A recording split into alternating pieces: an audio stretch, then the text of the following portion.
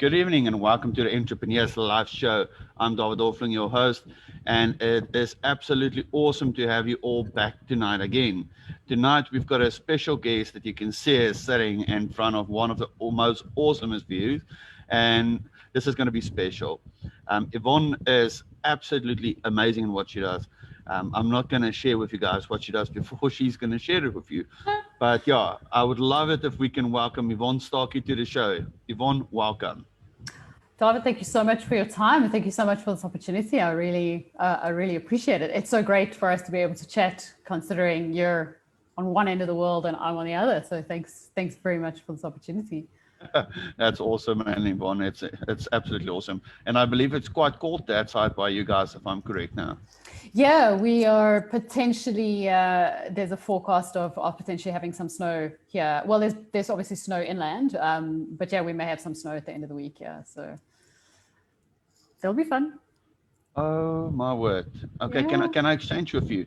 You can come this side because there's No, it's fine. a potential for hot and more hot. So I'll gladly exchange with you. I love snow. You know, it's going to be gorgeous.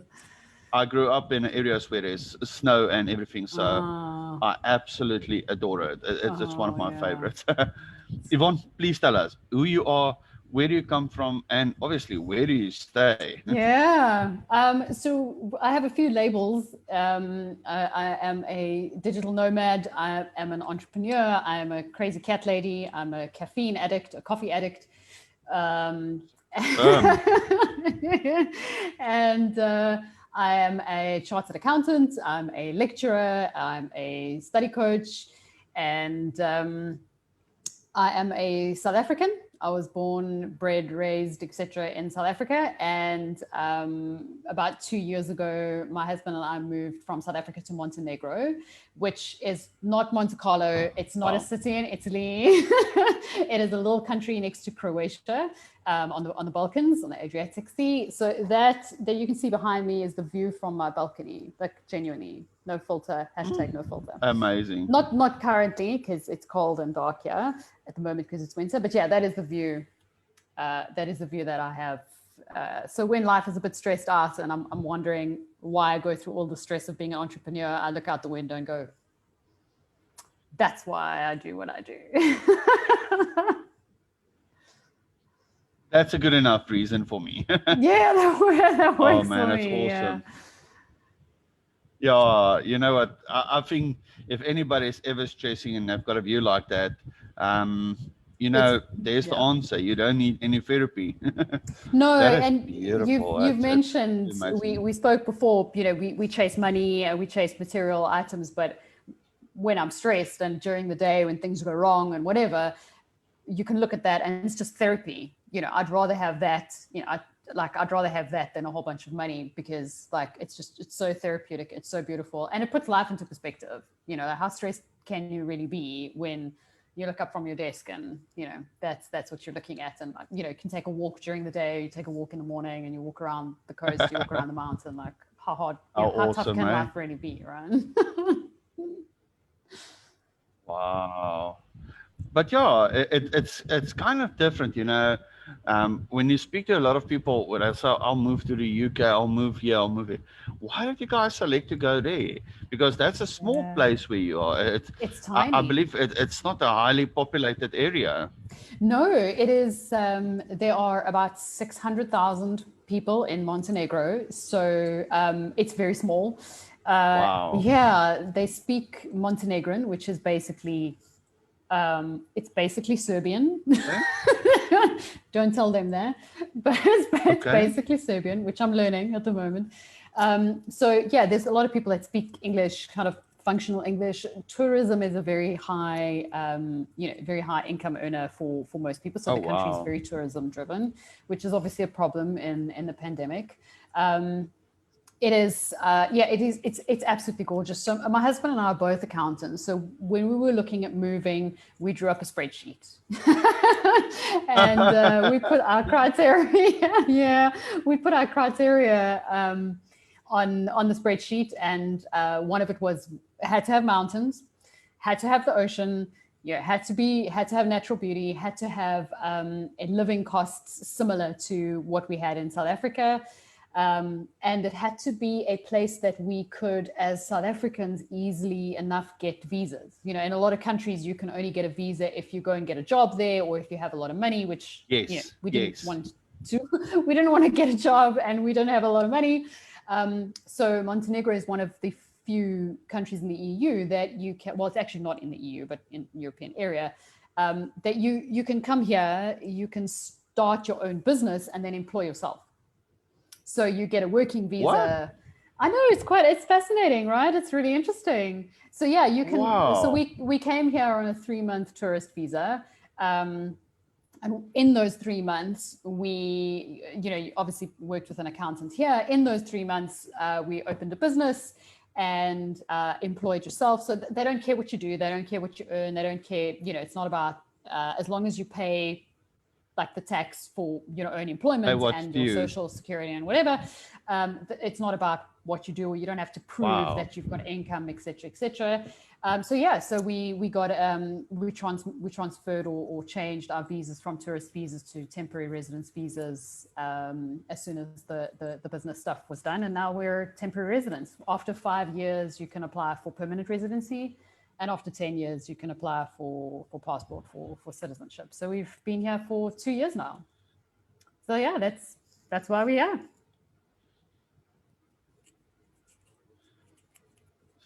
Still a journey. That's awesome. Oh man, you guys are awesome. I love it. Yeah, it's really interesting. Yeah. Oh man, I'm jealous. I'm absolutely jealous. But yeah, it's not a guys. place. What I'd like to.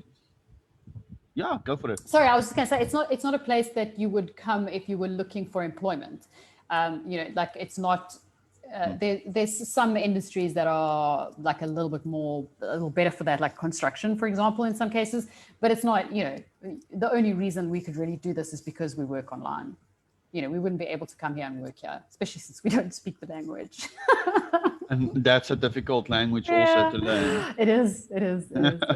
Yeah. That's awesome, man. Okay, I want to open up our telephone lines for the people that want to send messages to Yvonne. You can do so either on Facebook, or you can send it to us directly on 076 058 4796. We will gladly give Yvonne the messages.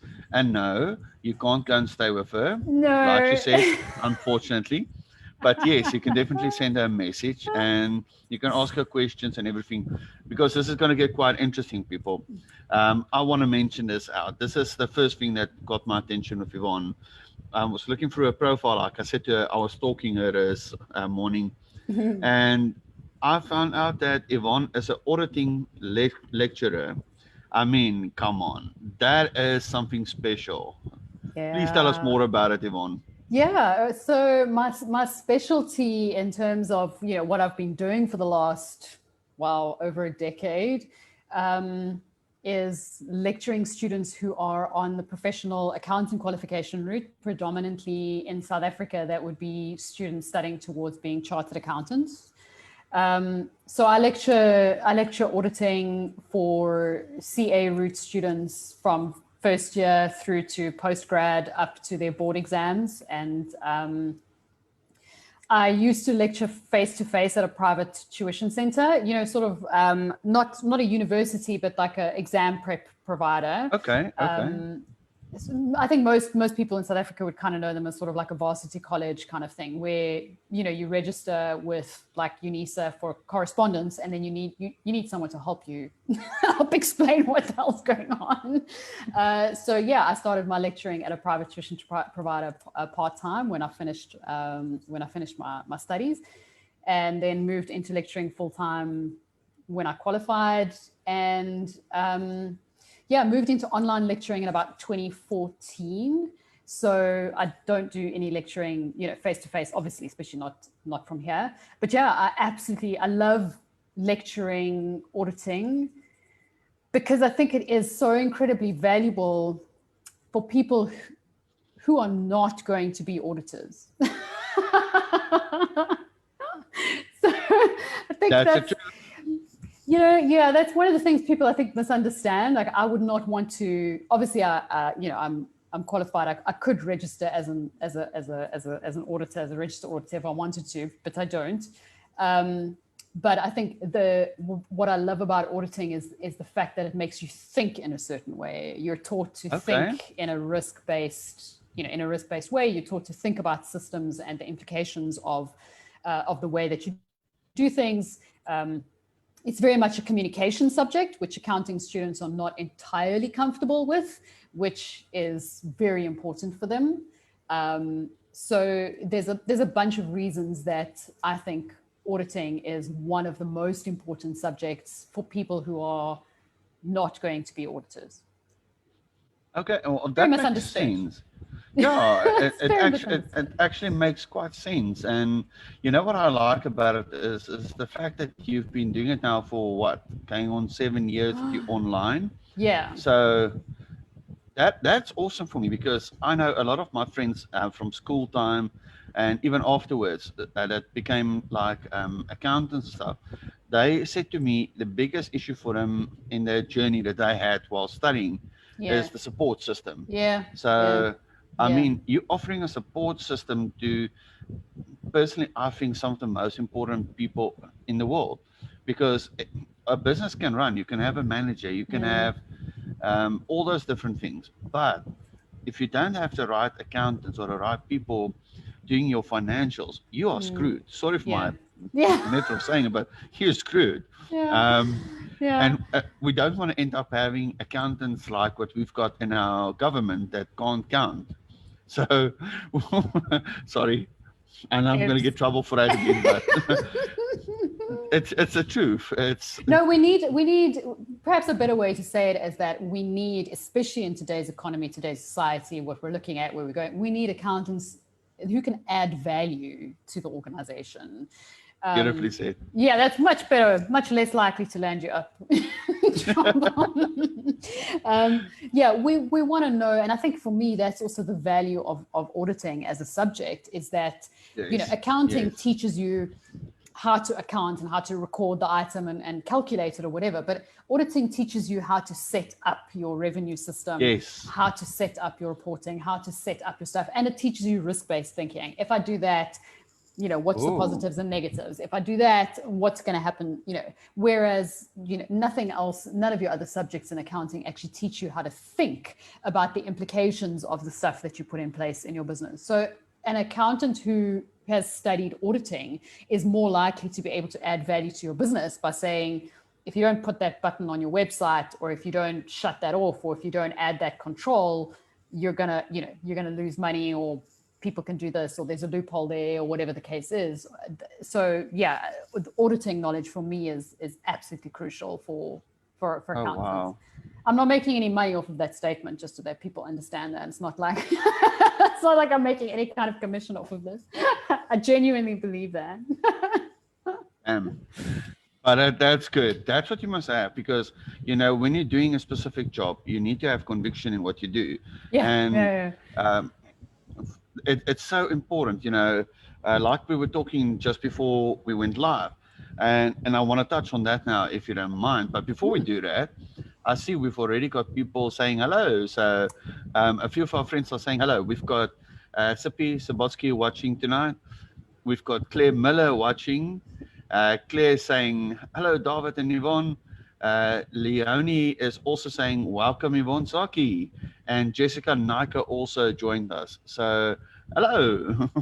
We can see you. Hi. That's awesome. Guys, if you want to pop a question in, please feel free. You're more than welcome to ask a question. If we can't answer a question, we will switch off the video. So don't worry. No stress. But yeah, guys, this is awesome. I'm going to ask Yvonne now to touch on two specific subjects. Her methods that she works with her studies is what fascinates me the most. It's about mindset, and the second one is study methods. Yeah. Please, if you don't mind sharing with us, because like I said to you, this is something that's close to my heart. So if you don't mind going into it. Yeah, so what I focus on these days, although I do still do some auditing lecturing on a contract basis, and I do that like smaller because I love my teaching. I love my lecturing. What I focus on is study coaching for accounting students, specifically for accounting students. And the reason for this is that after, lecturing the topics, the technical stuff for like a decade at all of these levels, I kept finding myself coming back and going, like, why are they not passing these exams? Why are they not getting this? And I would go back and simplify my examples and simplify my notes and simplify the stuff more and explain it again and go through it again and again and again. So I spent a lot of time trying to unpack what is stopping students from passing. In South Africa, the pass rate at postgrad for the chartered accountant qualification is about 15%. So it is very, very low. There are very few students that pass that. Most students in South Africa, because of the dynamics, because of affordability, etc., most students in South Africa are studying through UNISA, I studied through UNISA, so I know how that works. So predominantly they're distance learning students. And yeah, it's a very, very low pass rate and that was my question, because why? Is it because the topics are so difficult? Is it because, like, what is going on? And after spending an enormous amount of time researching, looking, and thousands of students that I worked with, that's when I started putting the study coaching together, because of everything that I looked at and everything that I worked with and everything that I went through with my students, the one thing that kept coming up as the biggest deal breaker between passing and failing was mindset. And it's not about, I'm not talking about positive or negative mindset. I'm talking specifically about Professor Carol Dweck's work on the growth versus the fixed mindset. So I'm not talking about staying positive or, that's not what I'm interested in. So I've found, but through my experience, about 95% of my students, of accounting students, suffer from, to some extent, from a fixed mindset. I did and do still struggle with that myself, so I'm very aware of how that works. I'm very aware of the impact. I'm very aware of the challenges. But my students are absolutely unaware of how much this, if you will, this one component of their life impacts their studies. It impacts everything that they do. It impacts your decisions every day. So what we don't really think about is that your mindset is your decision driver. Everything you do on a daily basis, all your choices are dictated by what's going on in your head, and your mindset is going to decide what you move towards and what you stay away from. Like, I'm afraid of that, I'm going to stay away from it. I prefer that, I'm more comfortable with that, I'm going to move towards it. So the more we understand what drives our decisions, what drives our habits, what we unconsciously stay away from, and what we're driven by, we can start taking control of what's going on. Because most of my students will say to me, I struggle with procrastination, I struggle with time management, I struggle with finishing the syllabus, I struggle with staying focused, I struggle with, this stuff is difficult, I struggle to get help, I struggle with all these things. And in reality, it all boils down to the same thing, which is your mindset. So time and again, I found that, once I could help students with their mindset, everything else started falling together. They were able to take the information and they were able to take all the knowledge that they had and actually use it properly for the first time. So that's why I focus more on mindset than specific topics. I love it. You're touching on something that's really important, because when you're looking at any form of business that you do, if you're an accountant, if you're a manager, if you're a graphic designer, whatever you do, the biggest problem there is a mindset.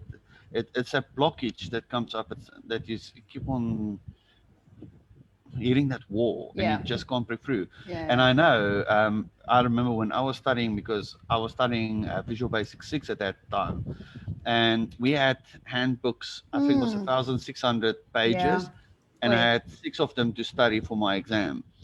And I remember when the teacher put it in front of me, the lecturer put it in front of me, and I said to him, "Are you crazy? That's not happening." Finish it. And I had to find a method. And like I shared with you, I started looking at methods that I could work with. And sounds worked for me, pictures worked with me. And actually at that stage, one of the lecturers that I was busy studying with, also doing my graphic design, said to me, combine your language that you're writing, because obviously it's a language. So combine a language with pictures. And I Yes. said to him, but why? He said to me, you'll remember it. And to my surprise, it worked for me, and I've never forgot it. Yeah. It's over Yeah. 20 years ago, and I'm still remembering today how it works. So Yeah. Yeah. if Yeah. you're listening, this is a good method to work with. Yeah. And yeah, Yvonne, tell us a little bit more about your training that you do. Are you open for new business? Are you open for more Yeah. people to contact you? How does Yeah, that? absolutely. So most of the study coaching courses that I offer are online on demand. Oh, So the nice. start, yeah, because I also, people's time is limited, and it's also, it's an affordability thing, and it's also about the starting point is that I need you to understand why why and how your brain works the way that it does, so why you're struggling with the stuff. So I have a couple of steps in the study coaching program, and step one is understanding where your struggles come from. So as I say, students will say to me, Yvonne, I'm struggling with time management or procrastination or focus or motivation, and I'll kind of send them towards this and go through that. It's about a 2-hour course, step one. And from there, when they say to me, yes, I really related to these issues, then I know, okay, you're this type of student that you struggle. Okay, I can help you there. If they say to me, no, that's really not my problem, I don't really resonate with that, then I know that that's not an issue that, that they're challenging, and I can help them in a different way. From there, we then move to, if you understand what really is going on in your head and where your decisions, where your habits, where your struggles are coming from, we can move to what you need to choose as your study strategy. So the starting point is understanding that as an accountant and as accounting students, I'm going to stereotype us as accountants. And although I don't like stereotypes, I'm going to explain why I do this very specifically. Accounting students and accountants, especially in the beginning of our studies and that type of thing, are very similar because we've all been herded. So the types of students and the types of people that are encouraged to go into accounting are encouraged to study accounting because they did well at maths and science at school, because they were perfectionists, because people saw them as OCD, A-type personalities, detail-oriented, like logical, objective, all of that type of thing. So, there's a certain type of person that, generally did well at school. There's a certain type of person that people and teachers and parents and stuff would look at and go, oh, you'd make a great accountant.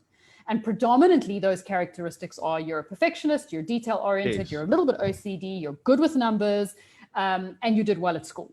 You don't tell a creative person, oh, you should go and study to be an accountant. So by default, it means that, all of these people with similar personality traits have been encouraged to go into accounting. So therefore, that's why I feel very confident in saying my accounting students have very similar personalities. They were all put in the same group because they had these characteristics. And because of that, we have certain strengths. And because of that, we have certain weaknesses. So society has told us for ages, and that's starting to change now, but society has told us for a very long time that being a perfectionist is a good thing and that accountants should be perfectionists. We're now starting to become more aware of the fact that perfectionism is a double-edged sword, and it actually does more damage to us than good. But that's very hard for an accounting student, especially a younger accounting student, to understand, because they're kind of going, surely as an accountant, I'm supposed to be OCD and I'm supposed to be a perfectionist, so I should be more of a perfectionist. I shouldn't pull back from that. And we also don't really understand what perfectionism is. So, these types of challenges, we're dealing with a group of people who did well at school, who, generally are perfectionists, whether they really quite understand what that is or isn't. Then they go into their studies, they get to higher levels of studies, and the stuff that used to work for them no longer works. Their exams move from formulaic and memory-based to communication, discussion, problem solving, and they don't understand why this happened. They don't understand where this comes from. They don't understand how the requirements and the outcomes of the exam changes the underlying skills that they need. So we've got a group of people who are trained to believe that memory, trend, pattern analysis, formulaic thinking is very important, technical, detail-driven, and that is what society believes about accountants. You know, you're detail-driven, good with numbers, formulaic, great memory, you know, all of these types of things. And as you get further in your accounting studies, that stuff becomes less relevant. I don't need you to do the calculation in your head because I have Google. I have a calculator on my phone. I've got, you know, I don't need you to tell me how much my bond is going to cost. I can do that on Google. I can do it on Excel. So we're changing our expectations of the values that accountants should add to business, as we spoke about earlier, which means that exams are changing. I want to know from my students, can you explain things to me? Can you explain things to your clients? Can you advise your clients? Can you recommend to your clients? Can you solve problems for your clients that aren't in the textbook? Because that's what your clients are going to come to you for. You know? Yes. So those are problem-solving skills that society, to some extent, doesn't really understand, that accountants now have to learn how to deal with. But that means that we have to change the way you think as an accountant. Now you're taking a student who's been told all their life that all of these things, memory, formulaic, pattern thinking, all of this is the way to go. And then somewhere in, you know, later on in their studies, all of a sudden the exams change and they're left in the wilderness going, I don't know what's going wrong. I'm still studying the same way. I'm still working as hard as I ever did. And now all my great marks have gone out the window. And worse yet, you're dealing with someone who places an enormous amount of importance on achievement, goals, passing, has always been able to pass, and now all of a sudden can't pass. So you're dealing with a very intense psychological impact of the fear of failure. Again, you know, very much a fixed mindset issue is, I believe I'm smart, therefore I should be able to do this. So if I'm not able to do it, if I'm struggling with something, it must mean that something's gone wrong. I'm not smart anymore. I can't do this. I'll never be able to do it. And so this is where the mindset starts coming in, is someone who's always believed they're able to do something, has always been easy to do. The moment you start struggling with something, you're like, no, this is not okay. Like, I don't know, you know, I'm not okay with this anymore. So yeah, I focus very much on understanding where all of this comes from, why all of this is the way that it is. And then we can start talking about, let's understand what your exams and your levels actually need from you so that we can work that back. You know, we can work your requirements and your study strategy back from the outcome, rather than saying, oh, it's another year of studies, it's another bunch of textbooks that I have to memorize, because that's, you're mismatching. To a large extent, I tell my students, in most cases, they're practicing cricket for a rugby match. That's a nice one to say. Yeah. And it's the truth. Yeah. It makes sense, Yeah. because You know, I'm just listening to you now, and you know, it makes sense if you actually pick it up when you're speaking, especially for a young guys at university, just finished their qualifications. Yeah. You can pick that up, that they're actually tired because they're actually making themselves tired with overthinking and overdoing things. And well, the now it makes anxiety sense, levels like are very high. And I think yes, we're in a really interesting, it's like a perfect storm of disaster at the moment, which is really fascinating, because you know, we're really excited about the fourth industrial revolution. We're really excited about, you know, the changes that technology is bringing. But what we're not aware of, or what we're not really thinking of, is the practical implications of that at the moment. So most of your professions globally have changed and are changing their outcomes. So your professions are required to look at society and go, what does society need and expect from a qualified, or from a lawyer, you know, from someone who carries this designation? That's the value of a professional qualification, is like that stamp of approval going, this person will add XYZ value to society. So, you know, the professions are great, and they've been really great about saying, what is it that society requires of this professional? So they've adjusted the outcomes and gone, you know, someone who is qualifying as a chartered accountant, as a lawyer, whatever the case is, needs to be able to do this. But that means that they've got to work that backwards through the entire qualification and go, how do we teach someone how to do that? Now, some of that is about technology, because we all focus on the technology, right? We go, okay, well, maybe we should learn coding, maybe we should learn like more digital stuff, or whatever. That's great. But the unsaid stuff is, all the things that you think are really important when you're studying earlier on, memorizing lists, doing calculations, memorizing laws and regulations, all of that stuff becomes irrelevant because we've got it at our fingertips on Google. That's now awesome. Your client's going, I don't need to pay you, like X $100 an hour to tell me this stuff because I can Google it. I need to tell you, like, I've just, invested in cryptocurrency. The textbook's not, Google's not telling me what to do with that. You tell me what to do with that. There is no law on cryptocurrency yet. There is no accounting law specifically for cryptocurrency yet. So what do we do with that? Now you're stuck in a position where you're required to solve, explain, recommend, advise problems that haven't existed before. Oh, but that's also a great place for opportunity, because it is for you guys absolutely. Now, like what you're touching now on, specifically on cryptocurrency. I mean, for those guys that's willing to step up and work with the authorities, you can be the change, the revolution, because you're going to be able to help write the laws, help write the guidelines, which is awesome. I mean, we're living also in an age now, which is, I don't know how's it with you guys that side, but with us in South Africa now, like, COVID is quite disastrous. So a lot of people are panicking, and I'm like, no, this is an opportunity, people. 2 years ago, everything was still printed media. I'll use my own industry for an example. Right. And the people laughed at me when I started last year, and they said to me, why digital? And I said to them, why not? Yeah. That's one thing that I've learned very early in my career. If somebody asks you, why are you doing it? Answer it with a simple question. Why not?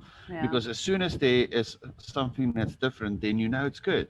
And it's the same with you guys with the chartered accountants. I mean, your industry has changed. It has. But I think it's a mindset. It's a mindset thing as well. Yes. Because, and again, as accountants and as perfectionists, and as, if you struggle with more of a fixed mindset, you're not trained, or it's not natural for you to look for opportunities. You look for comfort, you look for certainty, you look for stuff, and you look for similarities, you look for stuff that feels familiar, you look for familiarity. And I think, especially historically, people have always believed that accountants should not be creative. Like, we don't want our accountants to be creative. You only do what you know. If you're not competent, you haven't, like, don't touch stuff. So to some extent, accountants are also a little bit hamstrung by the fact that we're not taught how to think out the box. We're not taught to be innovative. We're not taught that we actually should be creative. Like, the whole world has spent, decades telling us that accountants should not be creative. We're not taught how to look for opportunities. We're not taught to look for opportunity. We're taught, like, if you see this, then it must be that. If you see this, when you do this, this is how. If you see that, it must look like this. Now the world has shifted, and as exactly as you say, like, accountants have, the most incredible opportunities if they have the mindset to go and look for them. But we're not historically, like, and I mean, I do know the accounting syllabus inside out and backwards, so I can tell you that's not there. Yes, they're taught how to calculate return on investment. We're taught how to assess whether or not something would be a good business plan, but that's not the same as making it your own. That's like, here's a case study, here's the formula, copy and paste the formula, there's the answer. That's what the students are used to doing. When I talk to them about opportunities like you're talking about as small business owners or in this environment, they're like, is that possible for me? I didn't know that applied to me. Like, surely not. I didn't. So again, the mindset, you're talking about a growth mindset, which says, look for opportunities. If it's something that people are kind of going, well, I'm not sure about that, then take a look and explore it for yourself. And if it doesn't work out the first time, adapt, shift, change, realign, do something else. Whereas a fixed mindset goes, if it hasn't worked before, it's not going to work now. If I'm not 100% confident that this is the right thing to do, I'm not going to do it. We as accountants are taught to wait for the right answer before we make a move, right? And this, if you think about it, makes sense, because you don't want your accountant getting creative with your numbers, right? That can be fun. Like, where everyone's like, no. But where we are, we're like, you need to be able to you need to have the confidence to step out into unknown territory, into uncertain territory, and that's not something that accounting students are trained to do. In fact, there's an element of training out of that. We never ask students to answer a question before we've given them all the information, which means you're trained to only do when you know the right answer, and you're only ever able to think about something if you've already been told, here's what the answer would be. And that impacts every part of your life without realizing it. And then, towards the end of your studies, all of a sudden everything turns on their heads and society goes, actually, we need accountants to be innovative. The world expects accountants to add more value, to be making more decisions, better recommendations for value add for business. And students are going, but this is not what I studied. This is this is a thought process. This is a philosophy. This is a thinking style that we're not taught. And we're also not aware that it's not there until it hits you. So yeah, I'm very excited about where we are right now. In 10 years' time, this is going to be different because everything will have shifted and we'll have settled a little bit, and you'll find expectations have settled. But people I have students emailing me coming out of matric, they're coming out of school and they're going, should I study to be an accountant because aren't they going to be obsolete? People are telling me not to study to be an accountant because we're going to be obsolete because we have really smart accounting systems, which is really true. Bookkeepers and, the levels of what you need to be able to do change because of really smart accounting systems. That's great. But that doesn't make the accountant obsolete unless the accountant doesn't shift their skills. In that sense, we know there's a lot of AI systems out there. And in my opinion, AI system is good. Well done. Thank you for that. But AI doesn't have emotion. And emotion is what's needed. End of the day, I feel it's going to be the same when it comes to that side. When it comes to your services that you render to people, there's certain things that the machine will not be able to process because it cannot sit with somebody and listen to everything. And listening to somebody, you normally pick up things that you won't pick up. And it's been proven any AI system does have a flaw. Emotion. Yeah, absolutely. And it's not programmed for randomness. So there's a really good book written by Dave Epstein called Range, where he talks about the difference between artificial intelligence and machine learning in kind environments versus wicked environments. So people often try and liken everything in the world to chess games, where you artificial intelligence can learn and artificial intelligence programs can play a better game of chess than any of the chess masters.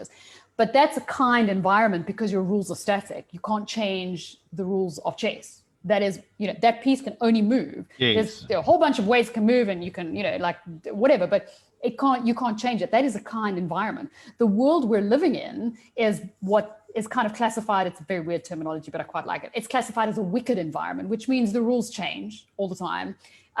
There's no trend, there's no pattern. You can't say, oh, well, that worked yesterday, it's going to work tomorrow. Everything moves and shifts differently, and you can't predict in the same way. Machines are really great in kind environments, but in wicked environments, they're not. Now, historically, people have always believed that accounting is a kind environment.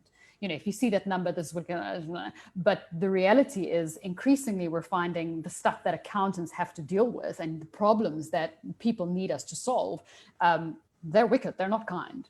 The kind stuff, the accounting system can deal with, that's great, that's in there, we know. But now the next question is, what do I do with that? What does the information mean to me? What should I do with that? Where do I go with that? How do I deal with that? What does that mean to my business? The machines are not, we're a very long way away from, machines being able to help you with that. That's where we need accountants. Yeah, and by the time they come to that point, there will be something that they can't do at that stage. It will always, the world keeps on evolving. And, I'm using the same what I tell people in marketing, for instance. Marketing is one of those industries. Today it will be like this. Tomorrow it will be like this. Yeah, and you got to keep your finger on it. You need to keep updated with it. 20 years ago, when I started studying for everything, we had set rules, like you said, and we could follow it and it worked.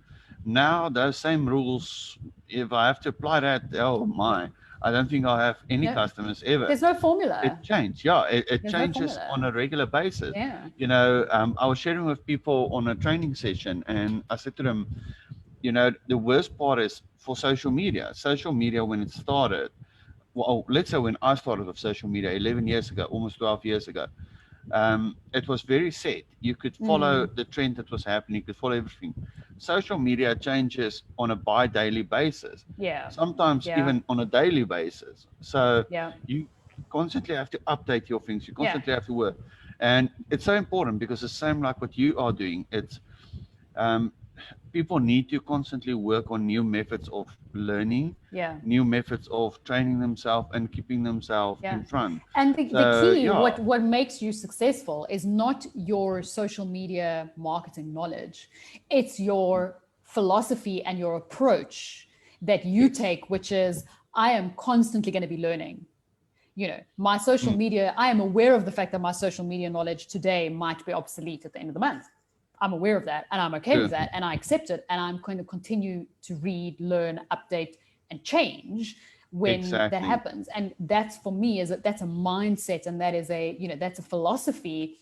That's the most important part of what you do. Your actual knowledge may be obsolete in a month, but if you have a philosophy of going, I have to keep assessing where I'm doing, what people need from me, where I need to be, what I need to change. I need to be prepared to change and adjust and step into the unknown and the uncertain. Yes. That's what's going to make you successful, because you'll keep looking for what's going to work next.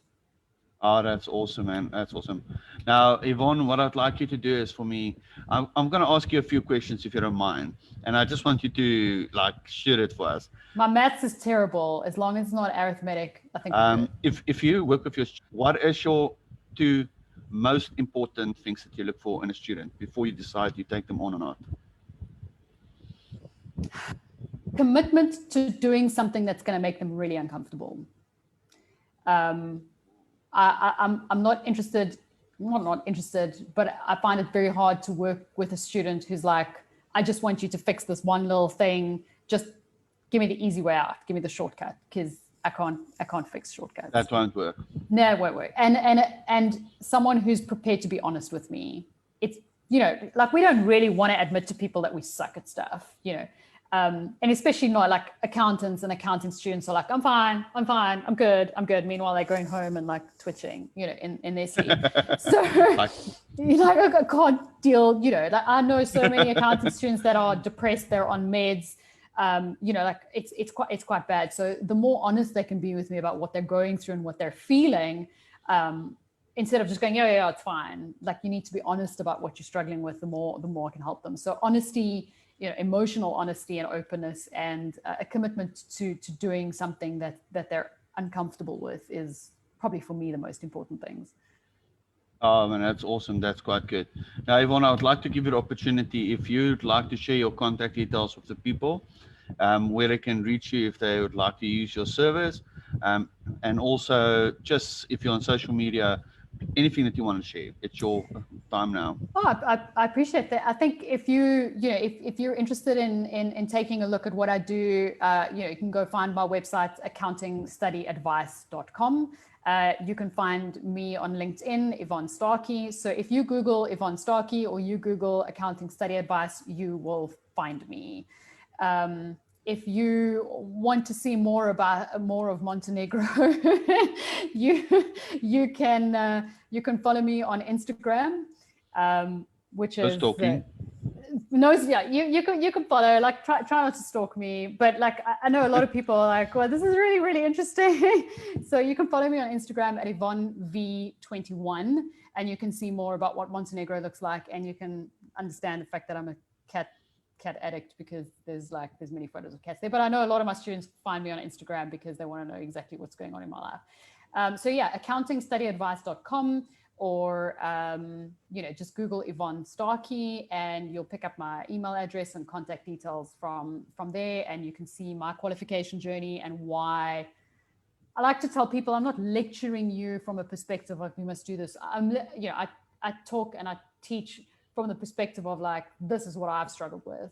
And I know, because of my experiences and the stuff that I've been through, I know how much of a difference it's going to make, because I've been there. I've seen thousands of students go there, and I want to avoid.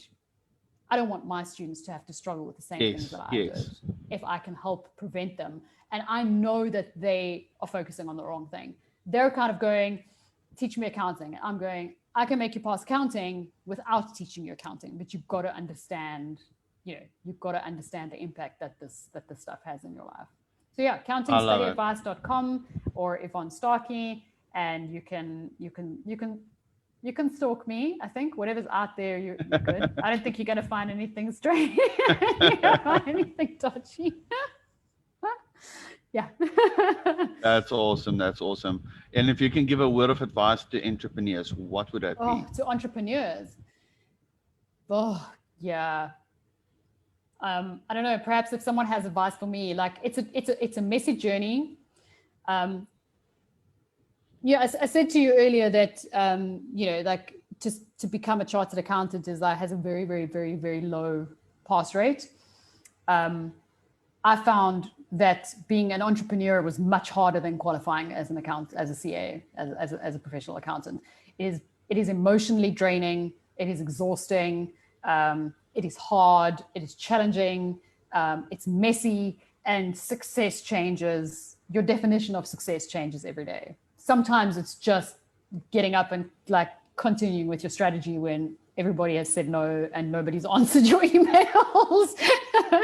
Dealing with rejection is probably like the biggest challenge that you have as an entrepreneur, is continuing your marketing strategy or just continuing going when like nobody's come to your website, nobody's emailed you back, nobody wants your stuff. And somehow you got to keep going. Yeah. I love it. That's absolutely the truth. Entrepreneurship is like dating. You constantly have to work on yourself to get better, and you have to just keep on pushing and pushing and pushing. Some people will get it personally. Yeah. Some people get it the first time. Some people get it the 100th time.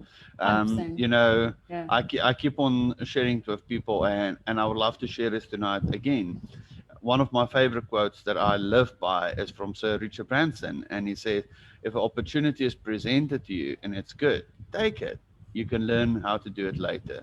Yeah. An entrepreneur is never scared. Yeah. However, I would like to change that, because I agree. I like that. Except I would like to is that, especially where we are at the moment in society, and again, especially for the types of students that I have, and from my experience, the phrasing, if an opportunity is presented to you, is very passive. The reality is, especially as an entrepreneur, if you want to make it, you need to build the skill of going and hunting for opportunities. They don't fall in your lap. It's not like someone sending you an email and going, hey, here's an opportunity to open a business. No. You have to go and hunt for it. You got to go and find something. You got to go and think about something. You have to go and create something, or go, what if I did this? Or what if I did that? Or how could I do this? Or how do I make money online? Or so yeah, I totally agree. I think, especially for like my students are going, well, nobody's presented me with any opportunities lately. No. You have to go hunt them. You don't even have to find them. They're all hiding. You have to go and hunt for them. You have to chase them. They're not easy to find. I absolutely love them. And they don't always come gift wrapped. They don't necessarily look like opportunities. They might, you might pass them by. An opportunity doesn't necessarily, you have no idea. It may be in disguise. So yeah, I totally agree with you. Take the opportunities, but hunt them first. Hunt for opportunities. And then figure out how to do it. Yeah. No, I love it, Yvonne, because you know what? While you're saying that, I remember something that somebody said to me the other day, and I just couldn't get it, but now I get it. He said to me, opportunity is perfectly wrapped as a car accident. You're most likely going to go past it because it looks like a disaster and a big accident. But if you do the trouble to open a door, you might actually find that it's something worthwhile inside. 100%. How many stories have we heard where you go, wow, there's this massive company, $1 million company, and then you hear the origin story of the product, and it came out of someone's failure, or someone's kid was doing something and they were like, wow, it's amazing. And you're like, how did that, I was listening to the origin story of Nintendo today. Oh, I love that. I know, it's bizarre. I mean, they made rice and noodles. They made rice and noodles like Nintendo. Like, are you mad? It's crazy. And the biggest game console in the world. And they made the biggest game console with old technology, specifically because it was old, because they couldn't afford, and they didn't have the guys, they didn't have the technical dudes who could work with the most up-to-date technology. So they're like, well, let's use what we can. And they came up with so those types of things, we look at failure and we go, oh, well, that's the end for me. But you got to develop the mindset and you got to develop the filter of going, how can we turn that into an opportunity? Like, how can we make that, worthwhile? Totally. I love totally. it. I love like it. Wrapped as a car wreck. I like it. We've got 2 messages for you before we close off. We've got one from Leonie saying, advice for you, Yvonne, stay who you are. You're amazing, beautiful, and intelligent. Oh, that's very sweet. Thank you. I appreciate that. And then also from Sippy, we've got, I love that, Yvonne, hunting for opportunities. Yeah. That is so beautiful. Awesome. Thank you for the messages, everybody. Yeah, we appreciate it. That. And I would love to say thank you to Yvonne for being with us. Now, Yvonne, you can come to South Africa. We'll move that side, the view. It's calling me. We can exchange. Fine. I'm good. No, that's awesome. But thank you for sharing that with us, and thank you for sharing your awesome energy with us and your knowledge, because it's so important. And I thank you for sharing the positiveness in the CA world, because I know a lot of people are struggling with it, and when they're listening to this, they will surely just feel like, listen, there's something that we can go for and more fight exciting, for. And there's somebody that we can turn to, because a lot of people are standing alone because they don't know, and that will change. So Yvonne, thank you very much. And I know it's quite late there. What's now? No, we're an hour behind you, actually. Oh, we're behind. Yeah, okay. I'm an hour behind. It's early. Yeah, so we're good. It's dark. It's dark because But it's winter. But yeah, we're an hour behind you. Thank you, my friend. I really appreciate it. Thank you very much for your time, and thank you for this particular platform. I think it's so valuable for fellow entrepreneurs and for people looking to get a more of an interesting perspective on the world, and especially in entrepreneurship. So thanks for the effort. Thank you very much, man. I appreciate that. Excellent. Yvonne, I'm going to ask you, when we finish, please pop in all your contact details for me. I'll go and drop it onto all the different video platforms that I've used, and make sure that people can get hold of you. And we thank you for that, and we wish you and your family all of the best. Thank you. Likewise. We shall chat again soon. Man. Thank you very much. And listeners, viewers, we'll be back tomorrow night we won't be back tomorrow night. We'll be back on Thursday for another awesome interview. Tomorrow night, we're doing awesome training with Explore ProTech. And if you guys want to know more about it, contact us and we can have a chat about it. But see you on Thursday night for another Entrepreneurs Live show. Yvonne, have a beautiful evening, my friend. Thank you. You too.